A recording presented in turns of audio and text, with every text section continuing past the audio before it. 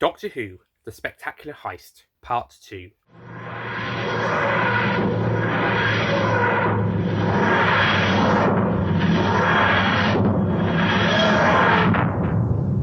The sound of Spectacular's TARDIS filled the night sky as it landed on the roof of a space agency warehouse, just off the edge of Earth's solar system. The Luton Gang arrived at their next destination. However, this time 2 traps had been laid, the first by the spy doctor Lisa Zenigartan and Yesman, and the second by the possible doctor Runstock and Roger Moore. The Marvelous Doctor and Beggles were also following up on their lead, hoping to stop Marvelous's past self, but preventing from becoming strawberry jam, as she had put it. Spectacular smiled as he stepped out of his TARDIS, followed by Jugsworth, Felicity and George. "Remember, if anyone sees trouble, get out immediately," Spectacular said. Then he sonicked the roof of the hatch and began to climb down. "They're here," Zenigartan said quietly but excitedly, seeing the criminals he had been chasing for so long now finally arrive, and were almost in his reach. "No shit, Sherlock," an annoyed Lisa whispered. "Now stay quiet." On the other side of the room, Possible, Runstock and Roger Moore watched the thieves. To Possible's horror, it was the successor to her immediate successor. Spy and Lisa had already worked it out, and were more disappointed and angry than surprised. Meanwhile, Marvelous and Beggles watched the gang carefully, like hawks watching their prey. And if Marvelous was right, and with security being very, very tight, a trap was about to be sprung.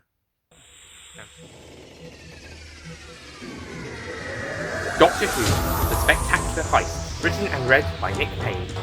Part 2.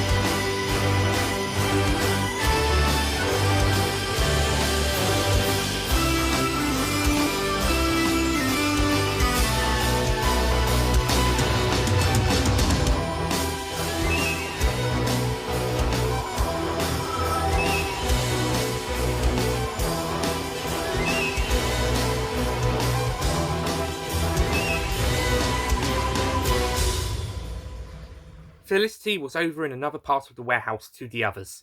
She was gathering all the gold and jewels she could find. She was wondering why her employer had wanted her to have it. Meanwhile, Spectacular, Jugsworth and George had gathered all they needed. "Okay, Felicity, we're done here," Spectacular called. "Ready when you are." "Hold it right there, Luton!" Zenigartan jumped out and pointed his gun at Spectacular. Jugsworth whipped his gun out at Zenigartan, who was joined by Yesman and Lisa. They also had their guns out and aimed at the gang. Felicity whipped out her gun and George took out his sword. Many armed guards then appeared, pointing guns at the gang. They were surrounded. The spy doctor then emerged. Well, well, well," Spectacular said. "If it isn't me." "Yes," Spy responded. "I'm afraid it is. Me?" He laughed to himself. Spectacular gave him one of his usual grins and a small laugh. "I'm sorry things have to be this way," Spy said, "but as you know, I'm a sucker for justice sometimes." "Oh, I understand," Spectacular said, "but you won't be able to catch us." He then whipped out his stun gun. He never carried real weapons. Spy did the same. Again, he never carried real weapons and only carried stun guns. They pointed them at each other. Suddenly there was a wind-cutting sound as a grappling hook then grabbed Spectacular's hand, the one he was holding his gun in. "What?" he asked. Possible then emerged from her hiding place. "So it was me who was stealing the equipment for the Delta Wave, not the Master or the Rani," she said, almost out of breath. "I need more hobbies," she said. "That's what I keep telling Pops over there," Spectacular said, indicating to Zenigartan, who growled. "May I recommend cheerleading?" Spectacular added, his attention looking back to Possible. "You can," Possible said, "but unfortunately you won't be here to see me in action." "You forget I already have," Spectacular said. "Enough of this," Zenigartan said. "Luton, you and your gang surrender right now." "Wait!" Runstock yelled, emerging from his hiding place with Roger Moore. "DP, not only do they have the additional equipment for the Delta Wave, but they've brought the equipment they stole last time to build it." "That's a load of crap," Jugsworth said. "We left that in our TARDIS." "Someone's got it," Runstock said. "Someone has the equipment you stole from the last place." Marvelous and Beggles then stepped out. "Ah yes, hello, that would be us," Marvelous said. "Surprise, boo, etc." "Marvelous?" Spy asked. "The same," Marvelous said, walking over towards Felicity. "Now, I know you guys were stealing equipment for a Delta Wave, for reasons I do not remember because I'm here, and because I'm here, my predecessors won't remember today's events following their inevitable regenerations. Sorry, you three." "Oh, no big," Possible replied. "But what is the Delta Wave for, Spectacular? Why are you lot stealing equipment to make one? Surely even you would know better than that." "Does it matter?" Yesman asked. "We have them exactly where we want them. Do we need to know why they were stealing equipment to make this Delta Wave thing?" "Yes, my dear Yesman," Spy responded. "Motive and understanding your opponent."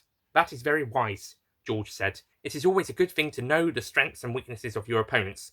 Though this is a strange time where both opponent and ally are the same person, and my loyalty is torn." "Oh, just stick with your doctor," Beggles asked. "It's just bloody easier. Trust me." "Yes, quite," Lisa agreed. "Come on then, Dr. Luton, or whatever you call yourself. Spill the beans. Who hired you to steal the equipment to make the Delta Wave?" "We don't know," Felicity said. "Some random guy just did, and some other random person told me to steal all the gold and jewels from the space agency bases for some reason that they failed to give. We don't even know if we can trust them." "Takes one to know one," Jugsworth said. "Oh, shut up," Felicity snapped. "Easy," Marvelous said. "Okay, the identities of your employers, clients, whatever are unknown. Fine. But did they give you any reason to steal the equipment?" "None," George replied. "At all. We are completely in the dark in terms of knowledge." Marvelous headed over to the centre of the group. "Well then, there's only one thing we can do then, isn't there? Jugsworth, catch!" She then threw the equipment from the previous theft at Jugsworth, who managed to catch it. "You guys have to carry on." "Wait, what?" Jugsworth asked. "Are you insane?" Lisa asked. "No, she knows what she's doing," Beggles said. "I concur," Possible said, "but I don't like it. It's extremely risky. Still, it's all we have." She pressed a button on her grappling claw in the shape of a hairdryer and released Spectacular. "No!" Zenigartan yelled. "You can't simply let them go." "I'm afraid my other selves are right, Zenigartan," Spy said. "If you want us to catch the lunatic who wants to make a Delta Wave—" "Oh, god damn it!" Zenigartan cried angrily, prancing on the spot like he was having a temper tantrum. No, that's exactly what he was doing. "I have Luton and his gang all in one place, ready to arrest them, and yet there's still a bigger fish to fry. God damn it!" "Too bad, Pops," Spectacular teased. "You'll just have to wait to catch us again." "Not for long, though," Yesman said. "As soon as we arrest your employees." "Yes," Lisa added. "The stuff about the gold and jewelries are a mystery. Or someone really wanted Felicity to get rich quick and retire from the field," Beggles humorously suggested. "Oh, I have no intention of retiring just yet," Felicity said coldly. "And I also have no intention on going to prison." "Well said, my love," Spectacular exclaimed. "Well, I can tell someone's going to be disappointed," Beggles said. "And it's probably the coppers." "Abu, yeah?" Runstock and Roger Moore yelled, high-fiving each other. Possible looked at them, annoyed. "What, DP? She's as much as your mate as I am." "Well, she will be anyway. We companions must stick together, you know." "For goodness sake," Lisa said. "Doctor, I hope your other selves keep better company than thieves or idiots." "Hey!" Runstock said. "Rah-ha!" Roger Moore added. "He's got a point, though, Lisa," Beggles said. "Yes," Marvelous added, "and we doctors must also stick together." She joined Spectacular and smiled at him. He smiled back. "Come on, you two," she said to Smile and Possible. "Don't you want to see this through to the end?" "Oh, very well," Spy said. "Come on, Lisa. We better humour her." The Spy Doctor and Lisa then proceeded to the middle of the room. Jugsworth, Felicity, George and Beggles joined them. They all put away their weapons. Marvelous and Beggles didn't have any, so they didn't need to worry. The Possible Doctor, Runstock and Roger Moore then also came over. "Oh, you guys can put your weapons down," Spy said to the guards.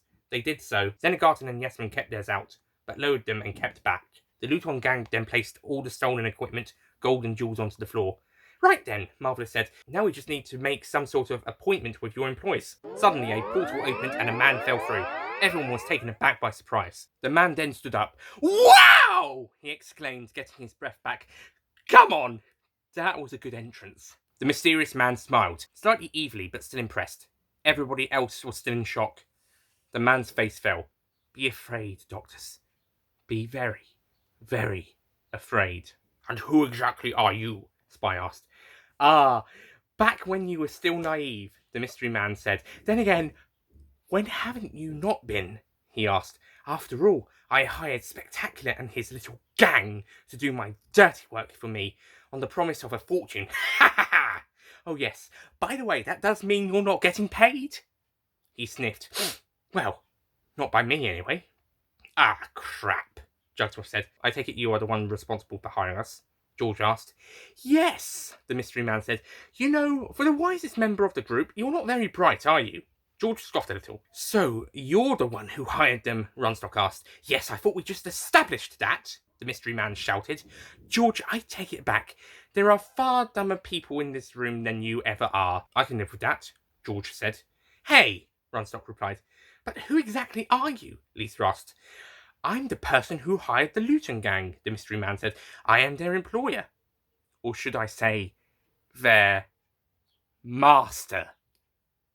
The master smiled evilly. Ah, drat, said Marvelous. You can't be, Lisa cried. Oh, I very can be, the master replied. I am the master, the hurt master, because I am hurting on the inside. But I get the satisfaction of my pain driving me forward in my aspirations. Oh, and whilst we are here, I am the master, and you will obey me. Think again, mate, Runstock said. Well said, Felicity added. The master smiled evilly and sinisterly. Don't think you can escape me, doctors and companions of the doctors. Well done, Marvelous, Spy said. Great plan. Yes, well, I didn't know he was going to show up immediately now, did I? Marvelous said. Besides, I didn't know it was the master in the first place. Yes! Well, thank you for your assistance, doctors, the master said. You have made my life a little bit easier. Why are you creating a delta wave? Possible asked. I'm so glad you asked, Doctor, the master said. Recently, I was in the Matrix on Gallifrey, just messing around, when I discovered a dark and terrible truth about myself and our people. It shook me to my core, and it hurt me, as you can now see. So now, I'm going to use the delta wave on Gallifrey and the Time Lords. No! The Spy Doctor exclaimed. You meddlesome, interfering fool! You can't! You don't know what I discovered, doctors! The master bellowed. It was a betrayal on such a level I can't even begin to describe it. But you're too late, Spectacular said. Gallifrey was destroyed in the Time War, along with Skaro, and both the Time Lords and the Daleks, well, then more or less, went with their home planets.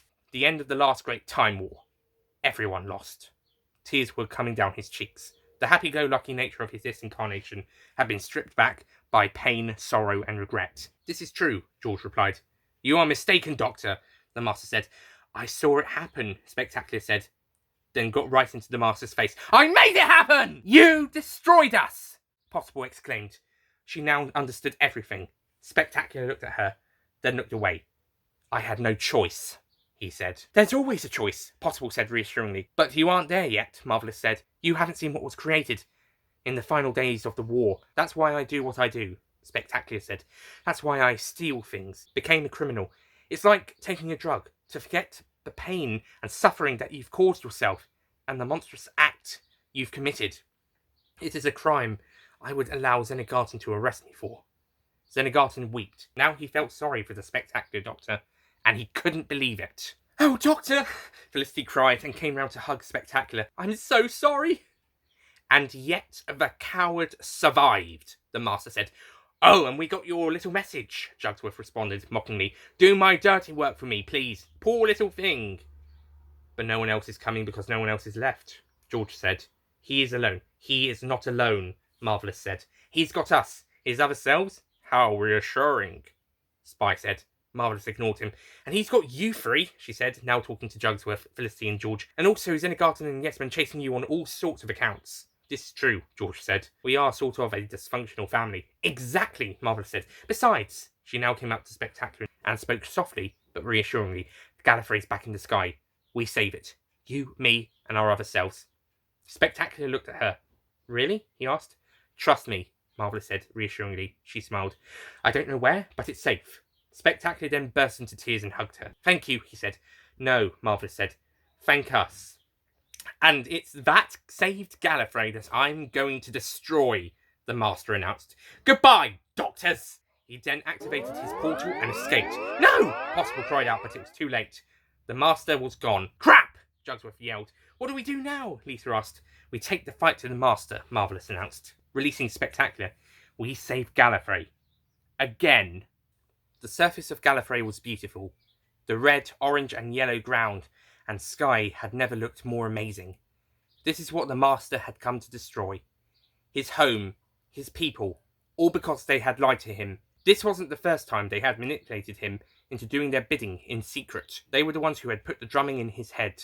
He could still hear them in the back of his mind. The call to war, the call to destruction, the call to death. Now in his hands was the Delta Wave that was made from the equipment he had tricked the Spectacular Doctor and his gang into stealing for him. He knew if he used it, he would die too. He didn't care. Nothing mattered to him anymore. He was on his last life anyway. He would have fought for survival and would have tried to keep on living after death had he not learnt this secret. Perhaps if he survived, he might, but only so he could control the universe without any Time Lord interference, save for any off-worlders such as the Doctor. He really wanted to kill the Doctor, but he knew deep down in his heart he would never be able to kill any of them, not even the mortal Marvelous incarnation.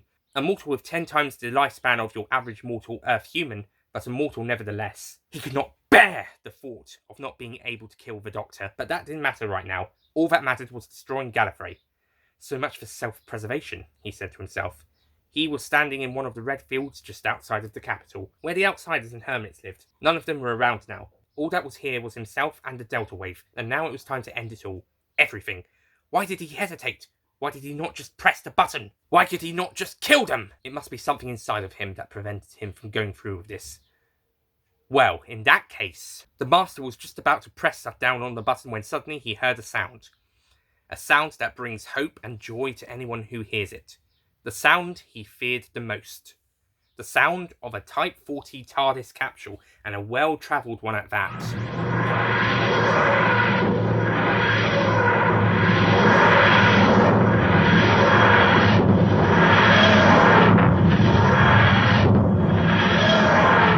He looked up. 4 transparent police boxes came into sight all around him. They suddenly became more opaque. The 4 blue police boxes materialised in full.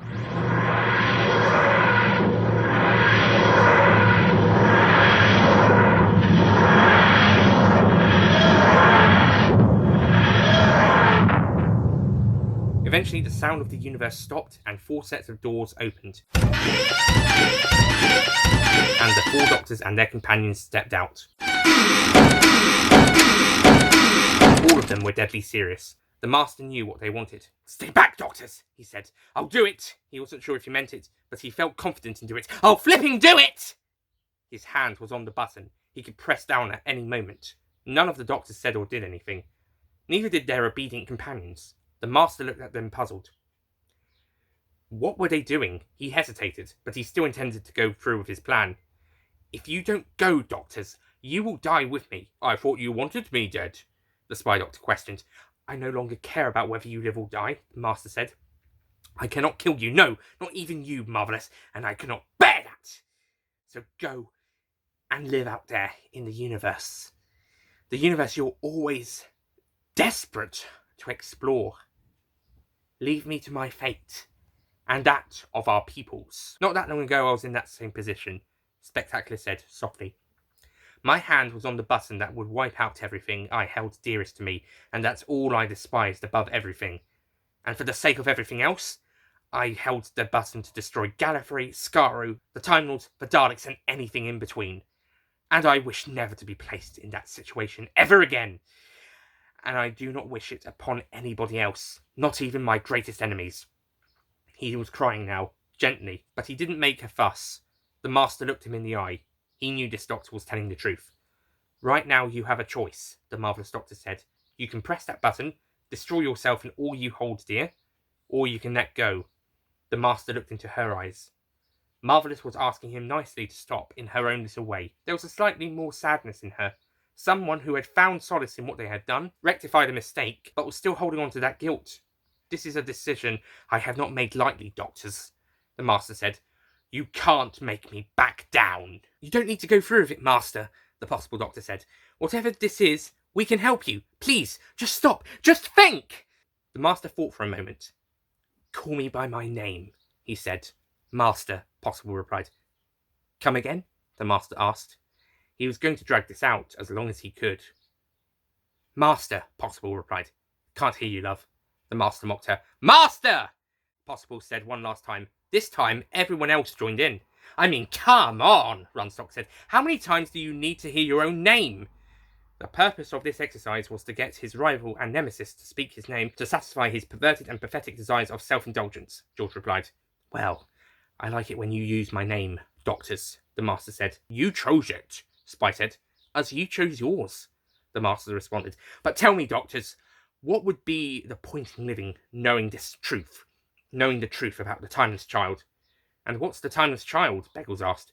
Me, the Master replied. I am the Timeless Child, a co-founder of Gallifreyan society, a position shared with you, Doctor, or should I say, descendant of the other? He looked at the Doctors. Their face scowled. He struck a nerve. Do you want to know something more painful? The Marvelous Doctor asked. Indulge me, the Master said. I already know about you being the Timeless Child, Marvelous responded. The Master's face fell. What? He asked, surprised and taken aback. Yes, Spy added. We've always known. You kept it from me? The Master asked. Why? Because we knew you'd do something as stupid as this, Possible said. And because you are our friend, our first and longest best friend, and deep down in all of our hearts, we love you. The Master smiled, scoffed, then scowled. But it doesn't change anything, Spectacular said. It changes everything, the Master yelled. It changes who I am, who I was, who I will be. He paused to get his breath back. Well, this makes everything clearer, he said. I thought the Time was hiding this crucial piece of information about me was the biggest betrayal imaginable. But hello, darkness, my old friend, for one of my oldest friends knew all along. He shuddered. You wanted to protect me from myself? I get that. But yet I cannot get over the fact that you betrayed me, Doctors. You betrayed me! Just like how you betrayed me, Spy replied. We're no better than each other. That was different, the Master said. This is something else. Something beyond our normal rivalry. Oh, for the love of Rassilon! Exclaimed the Possible Doctor. You are the sodding Timeless Child, and we knew all along. Get the flying flip over it! Hear, hear, Jugsworth said. Roger Moore made agreeing sounds, and soon the other companions voiced their agreement. How dare you! The Master exploded. Oh, so not the drama, Possible said, getting fed up of the Master's overreactions, which he was continuing to do. You insult me, Doctors! The Master yelled. How dare you! George, if you please, Spectacular said to his samurai companion. George's face flickered with life. He jumped towards the Delta Wave, getting out his sword and slicing it in half. No! The Master screamed. George landed and placed his sword back in its scabbard. The Delta Wave then broke into many pieces. He stood up and admired his handiwork.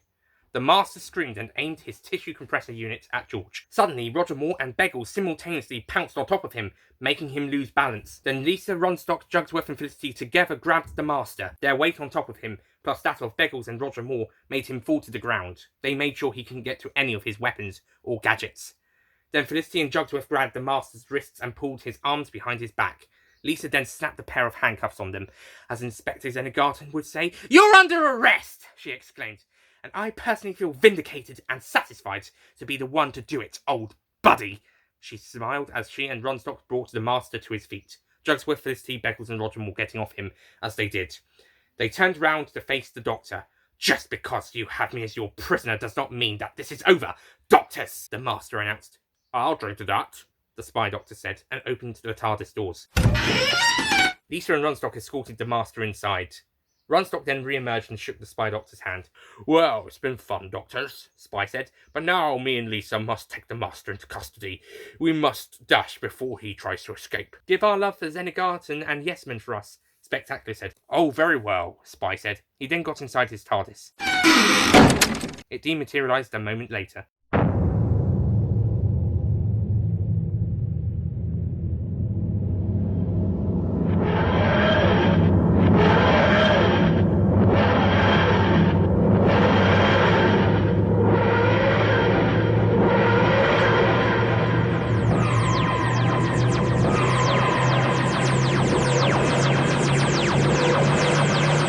What about the Delta Wave? Jugsworth asked. Spy will tell the space agency it's better that they don't have the equipment for such a thing, Possible said. So all we need to do is dispose of the remains. Oh, we can do that, no problem, Spectacular said.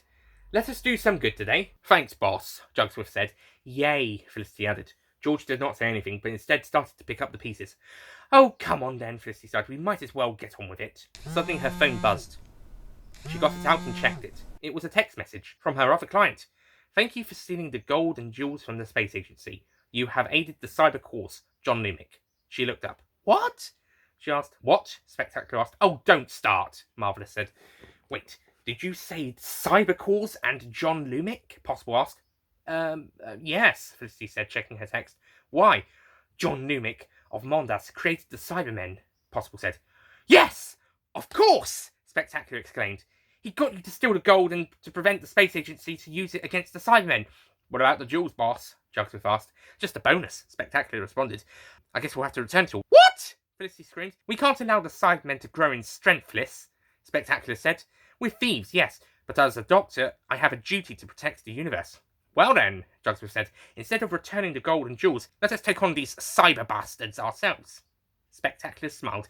"What a good idea, Jugsworth," he said. "Okay, gang, we'll get rid of the Delta Wave remains, then we're off to fight the Cybermen." "Excellent," Jugsworth said. "Hey, that's what they say," Beggles said. "Well, their cyber leaders do anyway." He laughed. "I'm sure my sword will be no match for them," George said. "Oh, fine then," Felicity said, picking up the last piece of the Delta Wave. "Let's go then. Spectacular!" Spectacular whispered to himself. The four of them then headed back to his TARDIS. "Hey, Spectacular! Gang!" Marvelous called out. They turned back to look at her. "You did well today," she said. Spectacular smiled. So did Jugsworth, then Felicity, and finally George. It was the first time anybody had seen him smile today. They then headed back to their TARDIS. Like with spies, it dematerialized as soon as they were inside. They were on their way back into the universe.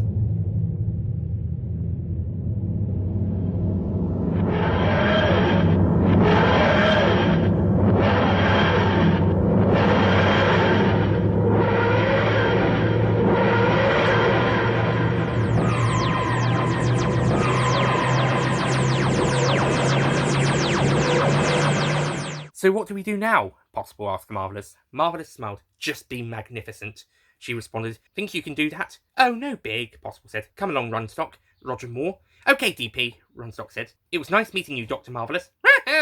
Roger Moore agreed. "Nice to see you again, guys," Marvelous said. Possible, Runstock, and Roger Moore then returned to their TARDIS. Soon it dematerialized, and they too were on their way into the universe.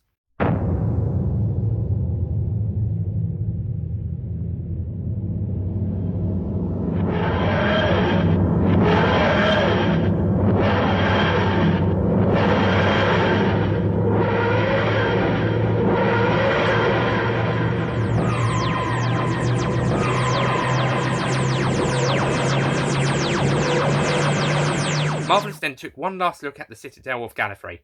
She was finally home. After all this time, no one had come to see what all the fuss was about. She decided not to make a fuss. "Come on, Beggles," she said. "Let's go and explore the universe." "Righto, Doc," Beggles responded, and they returned to their TARDIS. Like her predecessors, Marvelous set the controls and the TARDIS dematerialized. They headed back into the universe, just like the other doctors and their companions.